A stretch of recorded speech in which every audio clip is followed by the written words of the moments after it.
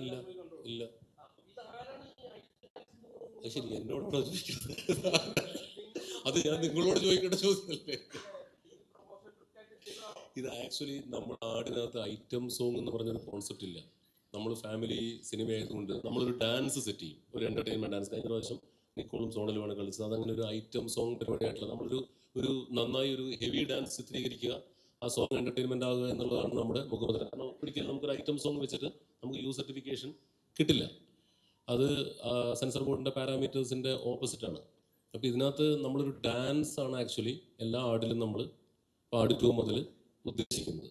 അപ്പോൾ അത് ഞാൻ രാവിലെ ഒരു ദിവസം കണ്ണു തുറന്ന് നോക്കുമ്പോൾ സോഷ്യൽ മീഡിയയിൽ നിഖില ഐറ്റം ഡാൻസ് കളിക്കുന്നു എന്നും പറഞ്ഞ് വലിയ വാർത്ത. അപ്പോൾ എന്നോട് ഡയറക്ടർമാർ സുഹൃത്തുക്കൾ തന്നെ 1-2 പേര് ചോദിച്ചു, നിഖില ഡാൻസ് കളിക്കുന്നുണ്ട്. അപ്പം ഞങ്ങളിതൊന്നും അറിയാതെ ഒരു മൂലയ്ക്ക് ഇരിക്കുകയാണ്. നിഖിലനോട് ചോദിച്ചപ്പോൾ നിഖില അന്ന് പടം വരട്ടെ പറയാമെന്ന് പറയുകയും ചെയ്തു.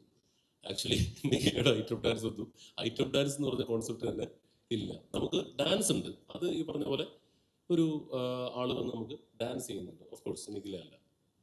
എന്താണെന്ന് വെച്ചാൽ ഒരു സിറ്റുവേഷന് അനുയോജ്യമായിട്ടുള്ള കോസ്റ്റ്യൂം ഇട്ടിട്ടല്ലേ ഡാൻസ്. ഇപ്പം ഒരു കൊള്ളസൊക്കെ ഇട്ടിട്ട് ഡാൻസ് കളിക്കുമ്പോൾ ഭരതനാട്യത്തിൻ്റെ ഡ്രസ്സ് ഇട്ട് കളിക്കാൻ പറ്റില്ലല്ലോ. അതുകൊണ്ട് നമ്മുടെ ഈ സിനിമയിലെ കഥാപരമായിട്ട് എങ്ങനെയാണോ അത് ചിത്രീകരിക്കേണ്ടത് അങ്ങനെയാണ് ചിത്രീകരിക്കുക. അതിലെ ഐറ്റം ഡാൻസ് എന്നൊന്നും വിശേഷിപ്പിക്കാനായിട്ട് ഞങ്ങളല്ല. അത് നല്ല ഹെവി ആയിട്ടുള്ളൊരു പെർഫോമൻസ് ഇതിനകത്തുണ്ട്. അത് ആ ക്യാരക്ടർ അല്ലെങ്കിൽ ആ സിറ്റുവേഷൻ അനുയോജ്യമായിട്ട് എങ്ങനെയാണോ ചിത്രീകരിക്കേണ്ടത്, എന്ത് കോസ്റ്റ്യൂമാണോ വേണ്ടത്, അതാണ് ഇട്ടിരിക്കുന്നത്. അതുപോലെ ഇനി അടുത്ത് നമ്മുടെ പ്രൊമോഷൻ മെറ്റീരിയൽ വരാൻ പോകുന്നത് നമ്മുടെ കഴിഞ്ഞ പ്രാവശ്യം വന്ന പോലെ തന്നെ സോങ് ആയിരിക്കും. അപ്പം നിങ്ങൾക്ക് കാണാമല്ലോ.